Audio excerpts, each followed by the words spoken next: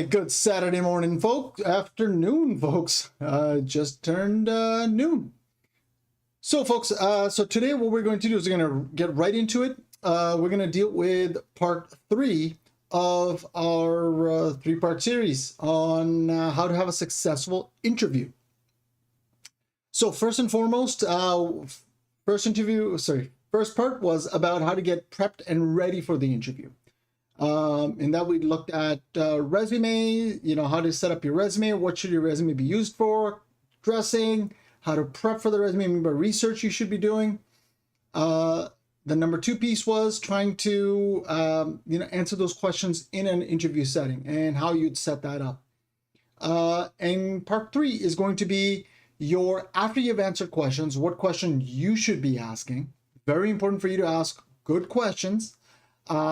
And after that, connected to that, we're going to also talk about what do you do post-interview side, right? And hopefully after that, you have a job and we're ridiculously happy. I will touch a little bit on negotiation. It's an important part of the post-interview process. And if people would like more details on, how you should negotiate your salary or what kind of conversation you should have around that, I'm happy to go into detail if that's what people would like. So first and foremost, after they've asked questions, they'll give you time, hopefully about 10 to 15 minutes to ask questions. My advice is try to use as much of that time as possible because it's important for you to be able to showcase the fact that you are first and foremost interested in the company. You've done your research, about the company. You've done the research on the interviewer. You're interested in the interviewer. You're interested in working with that team, whatever team you choose to go with. And then you always want to know where you stand, because nothing worse than you're like, oh man, I killed that interview. I did an amazing job at this interview. And you find out you really didn't. So it's always good to ask, get status updates, right? Or get a status update of what you did. And I'll be sharing some of the questions I recommend that you ask. There's always, you can always have great ones out there, great questions out there too, but these are the ones that I asked that have worked well for me. And I recommend, think about these questions and see what you think. And, and I'll also explain the reason why I ask these questions, right? So what I would look at is, first you should have already asked some of the questions related to the interviewer in the beginning, right? Like, hey, do you have any questions in the beginning to break the ice? I say, hey, do you know what? Thank you very much. I really enjoyed answering those questions. I'd love to know, what's your favorite thing about working for this company? Right? Put the onus back on an interviewer. Let them sell you why the company is awesome, right? So what is your favorite thing about working in the company? And it'll give you an idea of, the company culture, get the idea of, how your interviewer thinks about the company, what they like about it, and perhaps you may find your favorite thing about working for the company and say, you know what? The foosball table? Perfect. You know what? I also love foosball. Sure. So that would be a nice one. And then what you can say is, look, I'd like to know, is this a new role? Or if not, why did this opportunity become available? Now, that is an uncomfortable question. If you have built rapport and you've done a great job answering their questions, you have absolute right to ask these difficult questions. Make sure you do, right? Find out what happened. Did the other person get fired? Did the other person leave because of a toxic work environment? They may not tell you that, but they may tell you, well, they look for another opportunity. And if that's what happens, you say, so is this role a frequent turnover role? Or do people in this role frequently turn over? Ask, do people generally leave this role? If so, why? And what has the company done to mitigate this, right? Always good to ask, right?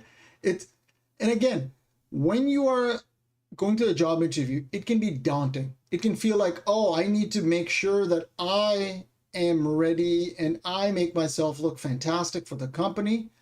But the important piece is that interview is a two-way process. Don't give your interviewer or the company all the power. You have the power to also make a decision if you want to work with an organization or not, right? You're trying to judge if this company is right for you while you're taking the next step in your career. And I can understand if you've been out of a job for a couple of months, a year, 2 years, 5 years, 10 years, whatever the timing may be, you may get into a desperation mode where like, I don't care if it's a toxic environment, I'll just work anywhere. That's going to come back to bite you. So ask the question about the culture. Ask the question about why the person left. And, if it was a cultural thing, what has the company done to resolve that issue, right? So the other one this is another good one, is this. So what does success look like in this role? That's another great question to ask. It gets you to find out do they even know what success is? If they know what success is, then hey, they should be able to define to you, and it won't just be, hey, you're hitting your numbers all the time. Okay, what resources do I have available to make sure I hit my numbers? So if you're in a purely sales role, you can always say, okay, no problem. And how would I be getting leads and opportunities? Say, hey, you got to go hunt for them yourself. Okay, yeah, that sounds exciting. What kind of support do I have to do prospecting, right? Ask follow-up questions related to the previous question you asked, right? Very important question, because you want to make sure that they're able to answer those questions for you. If they're not, they may not be ready to have you as an employee. They may not be ready to have you as as an employee, as a successful employee. It happens, right? Same way, some folks aren't ready to work for big companies or certain companies. The company may not be ready for you, right? So one thing I would say is, if you've done your research on a competitor, on their competitors, say, it seems to me that company XYZ is one of your top competitors. Would that be accurate? In my research, it showed that company XYZ was your biggest competitor. Is that accurate? Is it? Yeah. Yeah, of course. Yes, it is. Or no, it's not. If they say no, it's not. Okay. Could you tell me what is your top? Who would you consider your top competitor, and why? Right? Or if say yes, that is my top competitor. Great. So how is your company better? Right? Again, what you want to show is that you're already thinking about what you can do to improve the organization, right? And again, you don't have to use all of them. Use the ones that you think make sense to you at that time. It's never, you don't want to just pepper them with questions, but remember, you have 10 to 15 minutes, so use it intelligently. And I would truncate that 15 minutes down to like 13 minutes, because you want to have the last 2 minutes to have your final say, and make sure you have adequate time to, find out exactly what's going on. Okay, so once you ask that question, I think what you do is, from that point on, ask, that's fantastic. So, and again, this makes sense if they haven't explained what the day-to-day responsibilities are. Ask right there, right? Yeah, who would I be reporting to? Who would be my manager, right? And what kind of support can I expect from that manager? If you're speaking to them and say, great, you're going to be my manager, what kind of support can I expect? Especially on the ramping up, onboarding, and then ramping up to do my job, right down to, needing support or additional help or training, right? What kind of training is available for me to quickly ramp up and understand what's going on, right? And be successful. And again, what you're doing is in their head, you're already making them think about your plan of growing and developing within the organization, which is a great mentality and great way to have, right? So, and if it's your hiring manager, say, what would you say is the most challenging aspect of this role? No, what would you say is that I really need to focus on? Right? What my favorite question to ask, like, you know, so in your mind, what will be the best candidate for, you know, how would you describe your ideal candidate or the best candidate for this role? And then if you have a good rapport with them, you can always smirk and kind of chuckle, smirk and say, other than just describing me, laugh, chuckle, whatever, they'll get a laugh out of it too. But again, you want them to figure out, they may already have an idea. You want to see if they'll share that information with you, right? And feel free to ask, what are the reasons why people succeeded in this role, right? How did they succeed in this role? Right? What were they doing? What were the actions they were taking? Right? It's good to know. It's a good question to ask, right? And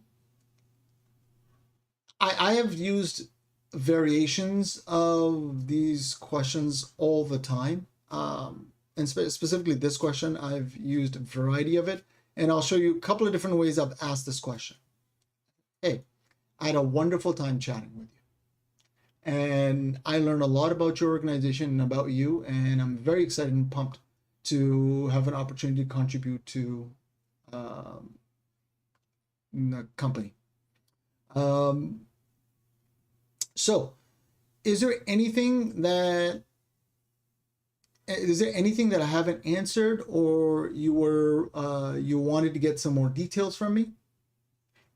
And if they're good interviewers, they'll look down their question sheet or their scoring sheet, and they will actually tell you, scoring sheet. Sorry, I'm just turning my phone on vibrate. So on the scoring sheet, and tell you, well, could you maybe elaborate a little bit on this? Or no, you answered all my question. That was fantastic. But ask that question. Yes, it can feel really daunting. It can feel really scary because you are literally saying, hey, I did my best, but did I miss something? Did I make a mistake? It tells you that you're open to feedback. You're open to answering questions. I much rather answer questions during the interview and get the offer letter than not ask that uncomfortable question and be rejected because I didn't answer a critical question that we all had fun and we kind of forgot to answer that, to ask that question or answer it properly. So ask that question. Anything that I didn't answer or you like more details on, any hesitations about my qualifications, anything I could have done better, I've done that. I've said that, hey, look, I don't do a lot of interviews, so please advise me if there's anything I could have improved in my interview. Ask away. Why not? Right? And this is a funny one. If you have a really good rapport, I've done this, right? I've said, hey, do you know what? I always like to ask, where would you rank me when it comes to other candidates you've interviewed for this role? Or how would I compare with other candidates? If you had to rate me between 0 and 10, where would I be? And 10 is an acceptable answer. And I will say that and I'll kind of chuckle and say 10 is an acceptable answer and just laugh at it and laugh about that. But yeah, throw the ball to them. Let them tell you why they think you're good for the opportunity. this is another iteration of this is, after having a look at my resume and having a chat with me, how do you think I'll do in this role? They may say, well, I think you're great and I think you'd be fantastic, but ask, why not? If you don't know the temperature, or you can assume temperatures all the time. Temperature of, if they're excited, if they're just like, whatever, this guy, I can't wait for this guy to leave so I can go have my lunch. If that's the mentality, it doesn't matter. You're not gonna sit by your phone and wait for. Does anyone sit by their phone anymore? Because of cell phones. But you're not gonna wait around to for opportunities and whatnot else, right? And then these would be what I would call your wrap-up questions, right? You can say, hey, I love doing this. What's the next step? I've done that. What's your timeline looking like? What's the next step? Hey, what can I do to help you make your decision? Right? Just, hey, what can I help you to make your decision and hire him? I've said that. Again, if you do it in a fun manner, if you do it, you build a rapport, you're laughing and joking around with one another, you can ask that question. What can I help you to make your decision today? I've said that, and they're like, we're going to take some time, and then they share their timeline. I'm like, well, fine, just share, let me know what your timeline looks like, right? You want to ask that process, right? Very important. You want to know exactly what's going on. Don't worry about all the other stuff. Like it's there, it's not worth it. So if they say, yeah, great, so we're looking at next, I should be hearing back from you in about 2 to 3 weeks. Is there anyone else I should be connecting or meeting with to better understand this role and to showcase, how I would be a great asset to the organization? Why not? They may go, oh, no, we're fine, we entered in. Or they may say, hey, do you know what? We'd love you to connect with a current person doing this role so they can get a better idea of what the role looks like. Awesome. Honestly, I have even done a hard close. So there are 2 ways I've closed the interviews out. I'm saying, thank you for sharing your timeline with me. I just want to give you a heads up that I am interviewing with other companies. So I do want to let you know that, I will advise you if or when I get an offer letter from them, and, give you a chance to come back, right? Just let them know a chance to respond, right? Just say, I let them know, hey, I am interviewing with other companies. Just to give you a heads up, I am interviewing with other companies, but I promise you, I want to work for your organization. I want to work with you.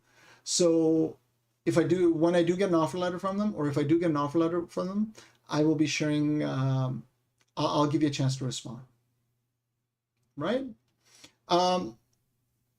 Don't make it seem like you're holding it over their head, right? Say, hey, look, so another way to do it is, hey, I'm doing interviews and some of the interviews are in late stages. And if they happen to, make the decision earlier, are you able to fast track your timeline? So I can make an intelligent decision about where I want to work, right? Very nice way for you to, and probably the last one is the nicest way to do it. Nice way to set it up, saying, hey, look, I am an in-demand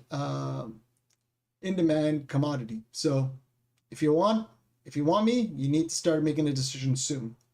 And this can be very helpful because some of the times these interview processes can take anywhere between 3 weeks to up to I've had it go up to 2.5, 3 months. And that's a bit ridiculous. You don't want to have that burden on your back for that long, right? But that's a little bit of a close. And it's worthwhile. Again, understand the temperature and then go with it. I've even gone and said, great, do you know what? What I could do is, I said, great. Just to give you a heads up, I am available as of, about a week or 2 weeks from now to start working. And I wear a size medium. So yeah, please ship that information out to me, ship my computer off to me, and I'll see you at that time. I've completely, I'm like, oh, this went really well. Let's, this went really well. I'm very excited. And just to give you a heads up, my first day can't be earlier than this. Share the date. I wear a size medium, and I'll prefer, Windows computer. Yeah, not an issue. You can, and by the way, my information on my resume is up to date, so you can ship that out to me, and I'll be ready to go. That gets normally a chuckle out of them. It's like, yeah, I like your confidence, or that's a hard close, and they'll kind of chuckle and laugh at it.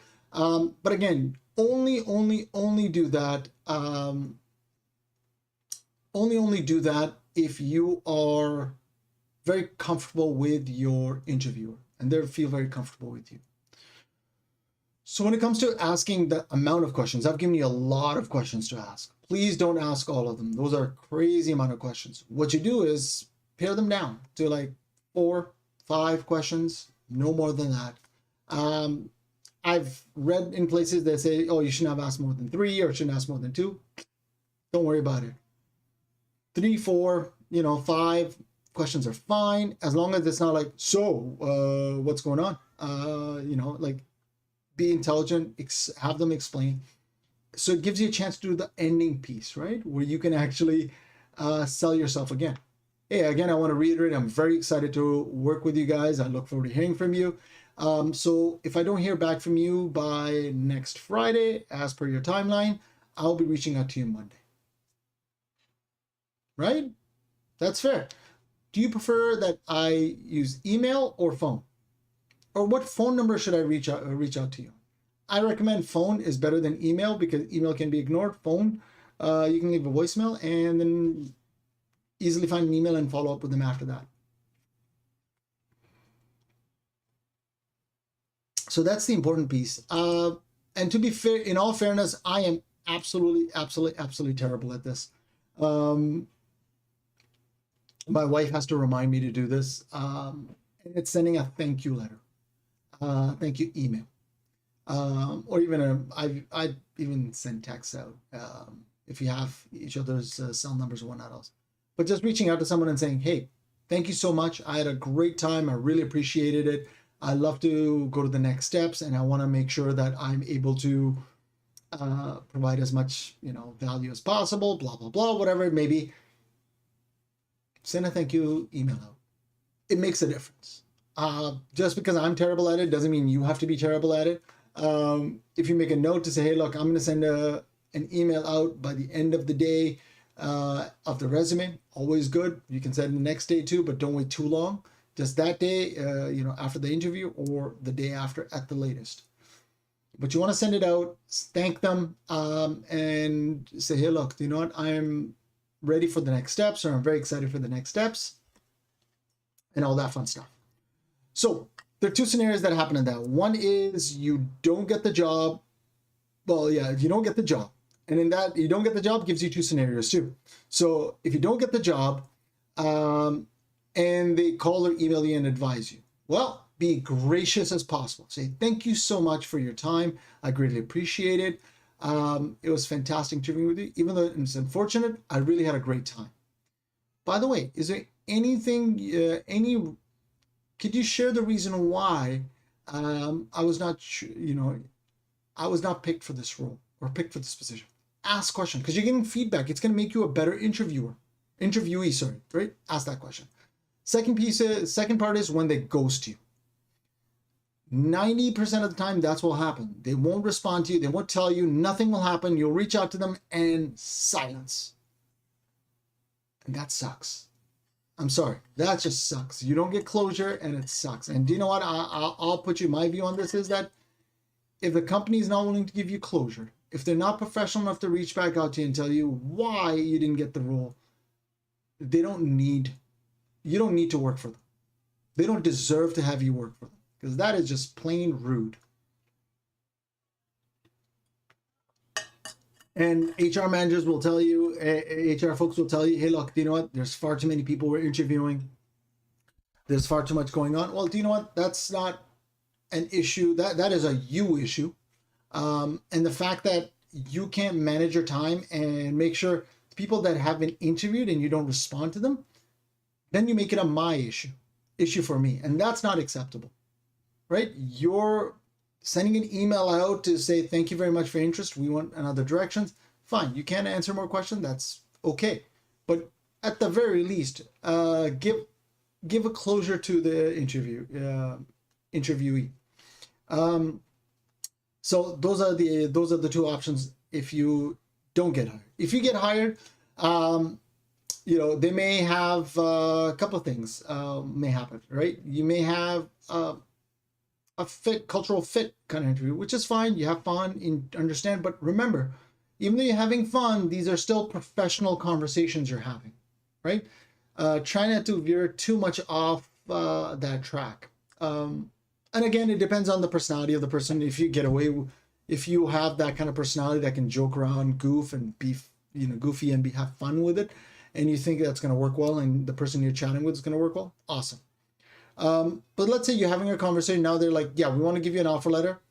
Take the offer letter, thank them, and tell them you'll get back to them in a couple of days. Give them an actual time.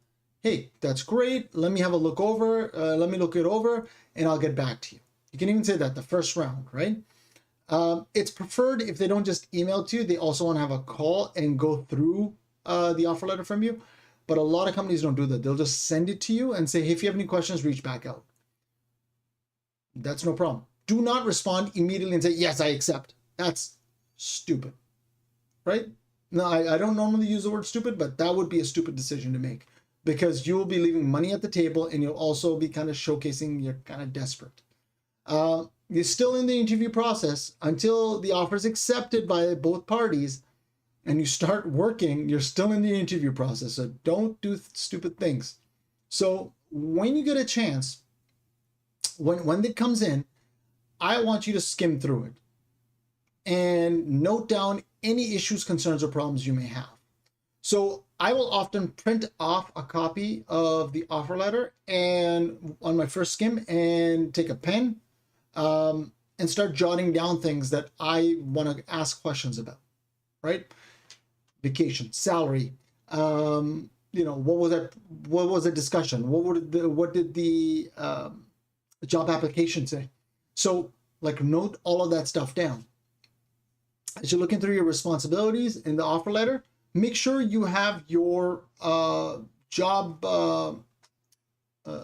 description, the ad, sitting in front of you. So you can say, hey, look, does it connect? Excuse me. Because far too many times I've seen that job description will say something, and then the actual offer letter will have something bit different or completely different, and that's not kosher. You want to follow up and ask about that, right? That's the important piece. Follow through with that. Understand that piece. Now we're going to go to the salary piece. It's going to probably say, you're making X, Y, Z amount of money.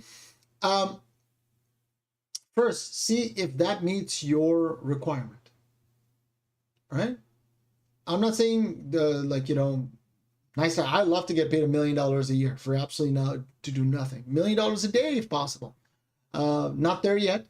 So what you do is ask, have a look at it and say, hey, look, I wanted to make, 130K, let's say, base, and then 40-50% commission, or 50-50 commission, an OT earning of 260, right? That was your expectation. That's what you shared with them.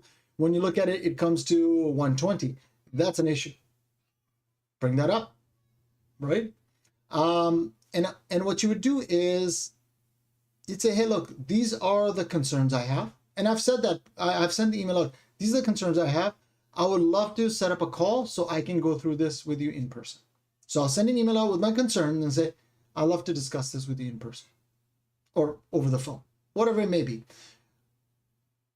So most of the time, a good recruiter or a good interviewer or a good manager should not be treating you like an idiot. So, hey, I can squeeze them as much as possible, and if I can get for the bottom dollar, it'd be awesome. A lot of terrible companies, a lot of terrible managers will do that because they think um, that's how they can, save the company money, or that's how they can get a pat on the back. But that's a terrible mentality to have, because do you know what? People aren't stupid. You're going to hear from other colleagues and realize that you're getting underpaid. You're going to say, this is stupid. I made a mistake. I'm going to leave. I'm going to find something else that I'm doing, right? And companies that do that, just remember, you're going to spend money, effort, and time training and paying someone to go, do a role for you. And then you're going to underpay them. So guess what? Once they get the experience, a year, 2 years down the road, they're out the door, and they're going to take that knowledge and expertise with them. And that is an absolute waste of time, effort, time, and money. And the next person you come in, you're probably going to have to pay them more anyway. So don't play that game. It's not worth it. For interviewees, make sure you know what your values at. Make sure you've done your research on Glassdoor. Make sure you've done your research on LinkedIn. Find out what the average salary is, right? Salary for the same role in California, LA is going to be significantly different, or San Francisco is going to be significantly different compared to someone who's living in Montana, right? Cost of living and all that stuff, right? So what you want to do is figure out, hey, if this is a remote role, why does it matter where I live? I should be paid equivalent to what someone in San Francisco is getting paid, because expectation for the organization is not different because I live in Montana, right? Why? So make sure you ask that question, find out what you want to do. And this would be my suggestion when you're actually asking for the salary one, right? Whatever you're looking to get, aim about 15 to 25% higher, right? So after you've done your research, you find out that the role you wanted to get paid 130 for, that role should be paying about $150, or it should be paying 100K. Let's say, make it easy. You want to get paid 130, but that role generally pays about $100,000. Guess what I would say?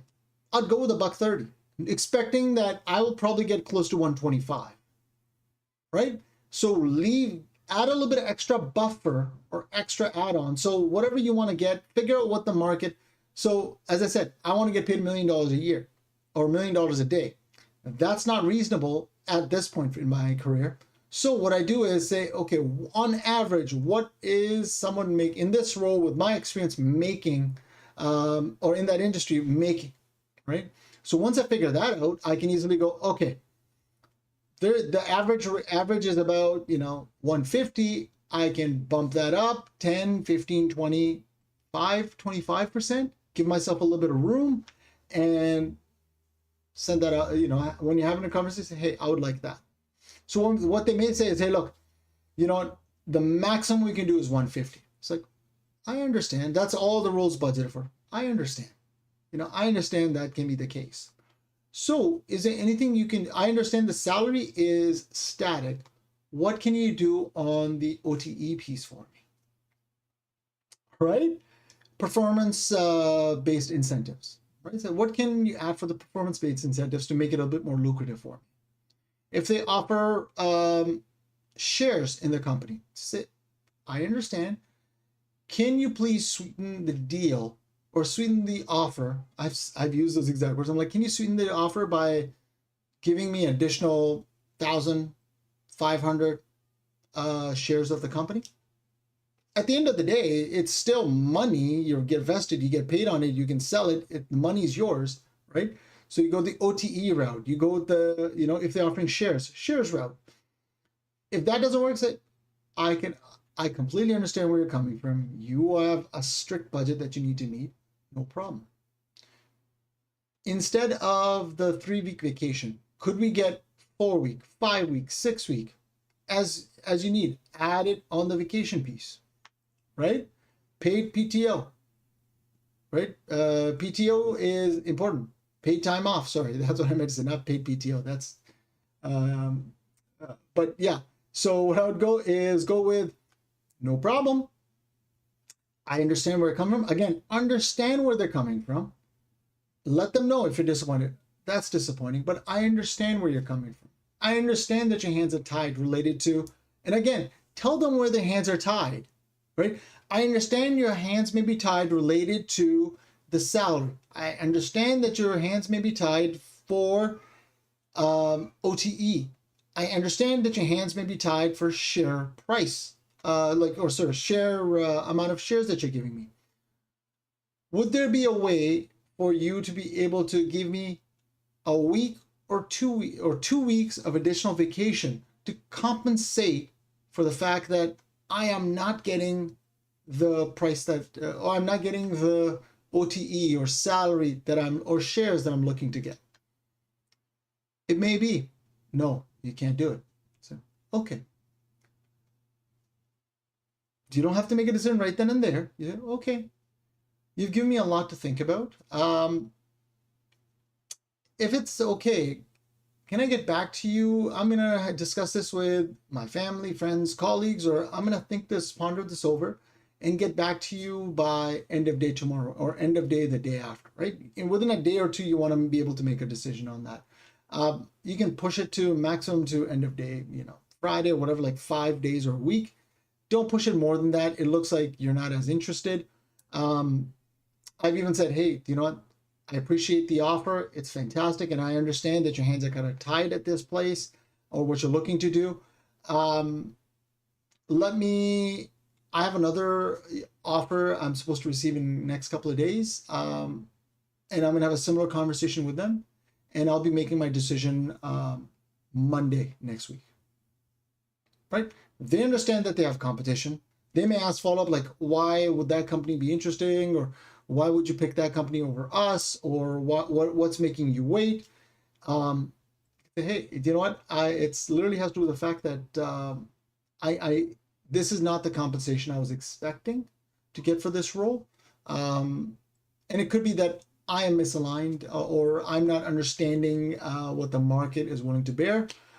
So I do want to get another test of the market to figure out if I'm off base or if I'm off base. And just shut it there. Don't nickel and dime. That'd be my suggestion. If they're offering you $150,000 and you're like, do you know what? I want to make $155,000. That $5,000 is not going to make a huge difference unless that's already part of the negotiation. You push that through. That's why I say ask for 25, 30% more than what you expect to get, because hey, sometimes it may work and you were making 20 to 30% more than you would have made previously, right? Not too bad, not too shabby. But again, that should be based on reality, not what you're getting paid currently. If your employer asks you for that, give your OTE range. Do not give what you made. No company should have a right to ask you what you made or ask you for pay stubs or ask you to provide. I have had people ask me that. I said no. And if they insist, I refuse to interview with them.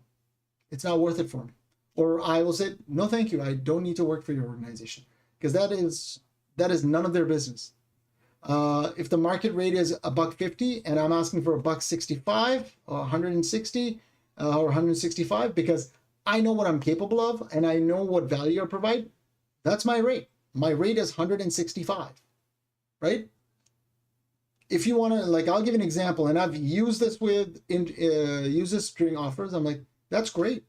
The problem is, I feel like you have a Hyundai budget. No shame to Hyundai. They're very inexpensive vehicles. You have a Hyundai budget and you're looking to, and if that's the case, I don't think that I would be affordable for your organization. Or or what they say, beer budget champagne taste. Maybe not use that. But I've said, well, I understand. I think, and I've rejected offers like that. I think currently the budget may not fit my need and requirement for compensation. That's okay. And I understand. I'm not rejecting this offer. I'm asking for you to go back and try to figure out if there's anything you can do to make this a viable opportunity, because I would like to work with you, or I'd like to work for this organization. Easy way to do it. Negotiate, but don't do it multiple times. I say one, maybe 2 times. You should have 2 rounds of negotiation. After that, just cut it. If you can't get to the pricing that you want, you can't get to where you want to be. Listen, this is the important piece. During job offer negotiation, you are in the driver's seat. You get to decide what the company should pay you, what you want to get paid by the company.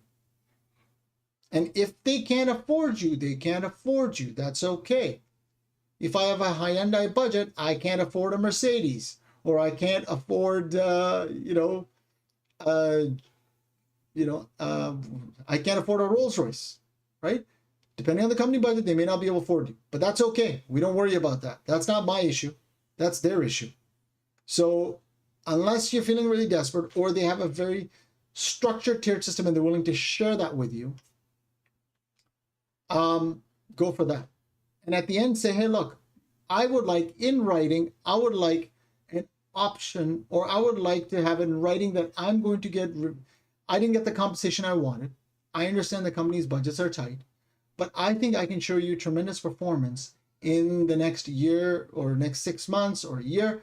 I would like my performance evaluated after 6 months, and have an opportunity to get a raise out of the regular raises, annual raises, right? Guess what? Just saying, hey, try me out for the price you want to try me out. But if you want to keep me after 6 months, you got to pay. Or you got to pay me more once you see my performance. Folks, best of luck with your interviews. I hope you're incredibly successful and you get lots of opportunities, and you are making tons of money. Again, if you have any questions, you can leave them on the chat anytime. I check them frequently because I want to make sure this is as relevant to your sales journey or your job hunting journey, and you're incredibly successful. That's my hope for you. Have fantastic rest of your weekend, and we'll connect next week. Ciao.